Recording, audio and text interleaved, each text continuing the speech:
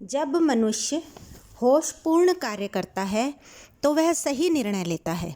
निर्णय अलग हो सकता है, रास्ता अलग हो सकता है, परंतु होशपूर्ण निर्णय हमेशा विकास की तरफ जाता है, हमेशा ऊपर की तरफ जाता है। गलत निर्णय मनुष्य तब लेता है जब वह बेहोशी की अवस्था में होता है। जागरण की अवस्था में गलत निर्णय लेना संभव नहीं होता। जागृति विचारों में आनी आवश्यक है। विचारों को किसी ओर केंद्रित किया जाना चाहिए।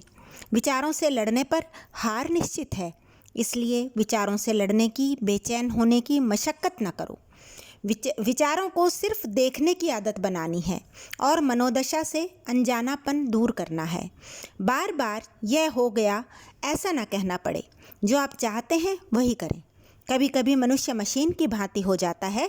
जैसे मशीन को जैसा सेट कर दो वैसे ही चलती है, उसी तरह मनुष्य का जीवन भी चलता रहता है। प्रतिदिन उठना, काम पर जाना, सोना सब यंत्रवत हो गया है।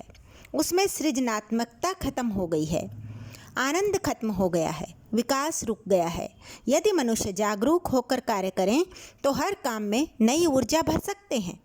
यदि एक ही काम को दो व्यक्ति अलग अलग करें और एक व्यक्ति जागरूक हो और दूसरा मशीनवत, तो निश्चित रूप से जागरूक होकर कार्य करने वाले के परिणाम बेहतर आएंगे।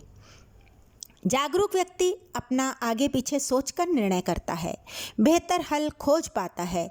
जागरण अध्यात्म की बात दैनिक व्यवहारिक जीवन, व्यापार धंधा, घर परिवार, समाज, राष्ट्र, हर प्रकार की गतिविधि में समान रूप से उत्तम स्थिति तक पहुंचने के लिए एक आवश्यक अवस्था है।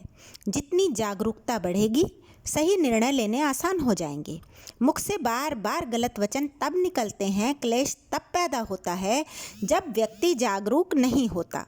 ऐसी अवस्था में भयंकर अवसाद पैदा हो सकता है। इसलिए जागरूकता में ध्यान बढ़ाने की आवश्यकता है। जागरूकता का अभ्यास करने के लिए ध्यान बेहतर रास्ता है। यदि ध्यान से जीवन में जागरण घटित नहीं हो रहा तो समझिए ध्यान सही तरीके से नहीं हो रहा। ध्यान का उद्देश्य होता है मन के विचारों के सूक्ष्म से सूक्ष्म रिश्ते को सजग करना। सतत ध्यान करते करते एक दिन यह आदत में आ जाएगा। ज्ञान और जागरण बिल्कुल अलग अलग चीज़ें हैं।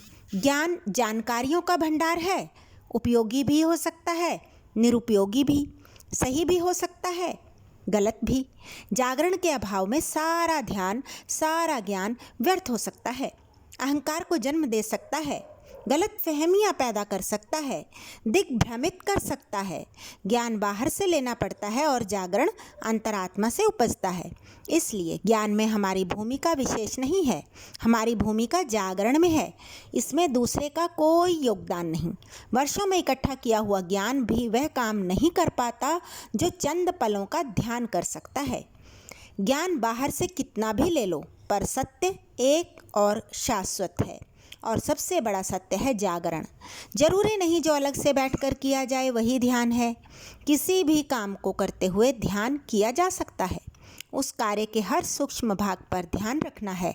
यह जान लेने से कि जागरण जीवन की सबसे बड़ी शक्ति है, जागरण आ जाएगा, यह असंभव है।